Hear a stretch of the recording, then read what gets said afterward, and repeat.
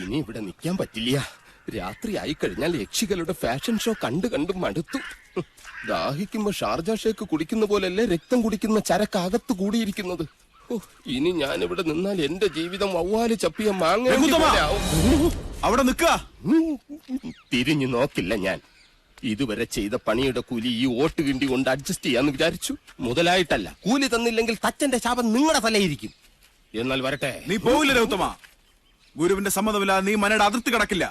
കടന്നാൽ നിന്റെ 2 കാലും തളർവാദം വന്ന് ശോഷിച്ച് ഈർക്കിൽ പോലാകും. ശിഷ്ടകാലം ഭൂമിയിൽ പാമ്പിനെ പോലെ ഇഴഞ്ഞു നടക്കുന്നീ. നിൽക്കുക. അതിനോട് ആരാ പോന്നെ? അളയെ നിൽക്ക. ഞാൻ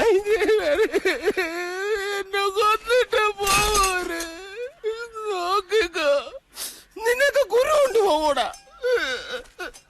എന്റെ മുത്തച്ഛൻ കോപ്പൻ. അയാള് പണിത വീടാത്രേ. അന്നേ 2 ഉത്തരവും ഇതിന്ന് ഒരു തൂണും അടിച്ചു മാറ്റിയിരുന്നെങ്കിൽ ഞാൻ ഇങ്ങനെ കിടന്ന് ഈ യക്ഷിപ്പറമ്പ് തൂക്കേണ്ട വല്ല കാര്യം ഉണ്ടായിരുന്നോ? ഇപ്പൊ ഈട്ടിക്കും തേക്കനൊക്കെ എന്താ വില?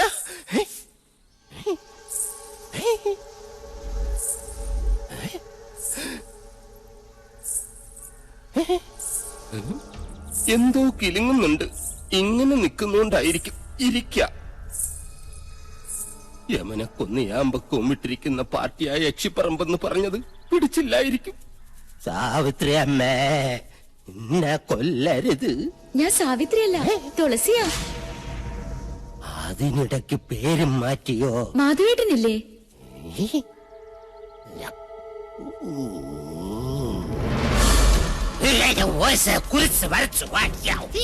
അടുത്തു വരരുത്. അടുത്തു വന്നാൽ പേടിച്ച് മൂത്രമൊഴിച്ചു കളയും ഞാൻ. മാധവേട്ടൻ എവിടെ?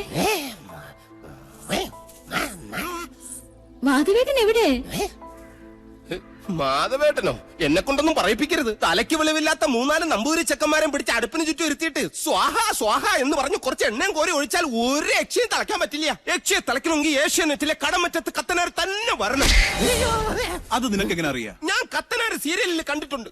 അതിലാണെങ്കിൽ ഒരു കൊച്ചു കിണറ്റിൽ വീണ് ചത്തപ്പോ കത്തനാർ ഇങ്ങനെ വടിയെടുത്ത് ഇങ്ങനെ കാണിച്ചേ ഉള്ളൂ. ആ കൊച്ചു ജീവനോടെ കയറി വന്നു. അത് ഏഴില്ലാതെ. നിർത്ത. തുളസിയെ കൊണ്ടാക്കാൻ ആരും വന്നില്ല.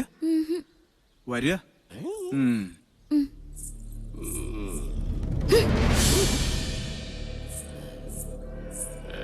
ഇവിടെ യക്ഷിയുടെ മറവിൽ സ്ത്രീകൾ വരുന്നു, ജപങ്ങൾ മുറയ്ക്ക് നടക്കുന്നു. അങ്ങനെ ചിന്തിക്കാൻ പോലും പാടില്ല. എനിക്ക് കിടന്നാൽ ഉറക്കം. എന്താ ദേവിടെയുണ്ട്?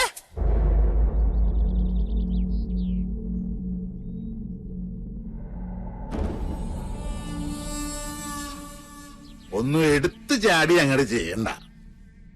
ക്ഷോഭിക്കേണ്ട നേരമല്ലിത്. നെല്ലൂർ മണ്ണ് ഉണ്ണി നമ്പൂരിക്ക് വേണ്ട ചെയ്യാ. ആ മോഹം മനസ്സിൽ നിന്ന് അങ്ങോട്ട് മുറിക്ക. അച്ഛാ, രാജീവൻ വല്ലാതെ അങ്ങ് മോഹിച്ചുപോയി. എന്റെ മോളെയോ ചെമ്പ്രയിലെ മണ്ണോ? അല്ലാതിപ്പോ ചെമ്പ്രയിലെ പെണ്ണും ചെമ്പ്രയിലെ മണ്ണും രാജീവിന് വേണം, അല്ല രാജീവ? ഗൗരി എവിടെ? ഗിരീശൻ എവിടെ? ഞാൻ പറയുന്ന അവർക്ക് മനസ്സിലാവൂ. ഗിരീശ, ഗിരീശ.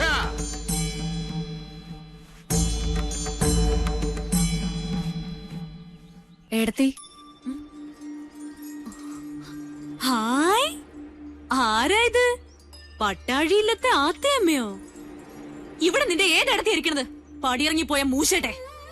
അച്ഛാ, ജയേട്ടാ, ഇങ്ങോട്ടൊന്ന് വേഗം വരിക. അനിയത്തി. ആഹാ, എന്താണ് നിനക്കിവിടെ കാര്യം? എടി എന്താണ്? അച്ഛന്റെ ആംഗ്ലമാരുടെയൊക്കെ മുഖത്ത് ചവിട്ടി തേച്ച് ഇറങ്ങിപ്പോളല്ലേ നീ? മറന്നിട്ടില്ലൊന്നും. നേർന്നെറിയും കെട്ടവളെ.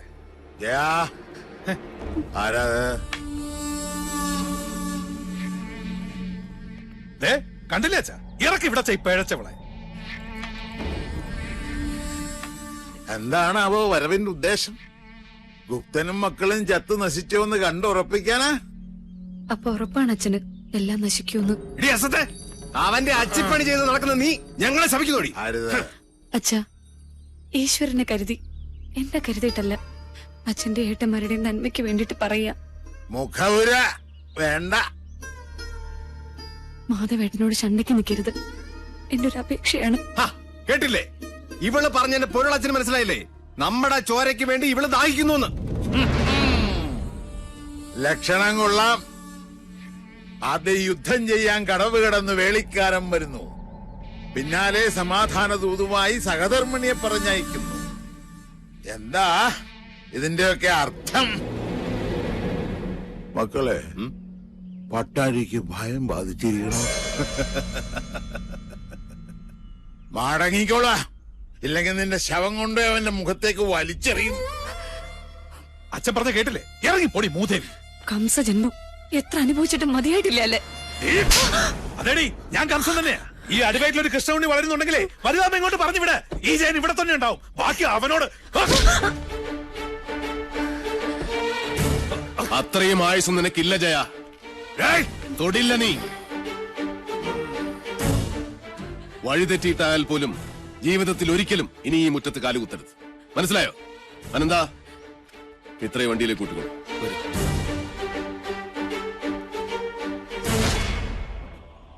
ഏതൊരു പെണ്ണിനും സ്വന്തം വീട്ടുമുറ്റത്ത് വന്ന് നിൽക്കുമ്പോ ഒരു വിശ്വാസമുണ്ട്. എത്ര വെറുത്താലും അവമാനിച്ചാട്ടിയിറക്കി വിടില്ല. നിങ്ങളത് തകർത്തു. വെറി പിടിച്ച നിങ്ങളുടെ മനസ്സ് പിതൃസ്ഥാനത്തിന്റെ മഹത്വം മറന്നുപോയിരിക്കുന്നു. സൂക്ഷിച്ചോ ചിത്രഗുപ്ത, നിങ്ങളുടെ കൈവെള്ളയിൽ 1000 രേഖ. അമ്മേ, സാവിത്രി, ഇവന്റെ നെഞ്ചു വലിച്ചു കീറി ചങ്കെടുത്തെന്റെ മുന്നിൽ വെച്ചു തരൂ. എങ്കിലേ എനിക്ക് തൃപ്തിയാവൂ. പെറ്റ തള്ളയെ വിളിച്ച് നെഞ്ചിലിടിച്ച് ഓരിയിടാൻ ഇനിയും അവസരമുണ്ടാവും. അപ്പ മതി മുക്ര. ഓ, ഇതാണല്ലേ ആ മാതാമഹൻ, കാരണവരുടെ വാടക കൊലയാളി.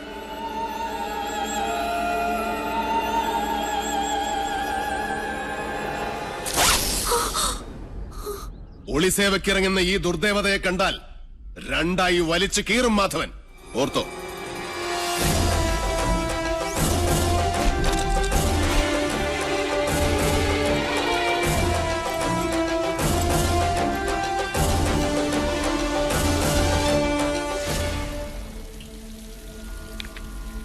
മണിയങ്കോട്ടെ കാരണവരും മക്കളും നെല്ലൂർ മനയുടെ കുറെ കരഭൂമി വെട്ടിപ്പിടിച്ച് അനുഭവിക്കുന്നുണ്ട്. അടിച്ചിറക്കണ ആസത്തുകൾ അവിടെ നിന്ന്. പടിയിറക്കി നാട് കെട്ടണ ജോലി നാളെ തന്നെ അങ്ങോട്ട് തുടങ്ങിയാലോ? നല്ലത്. അതി അത് നാളെ തന്നെ തീർപ്പാക്കണം. വരിക.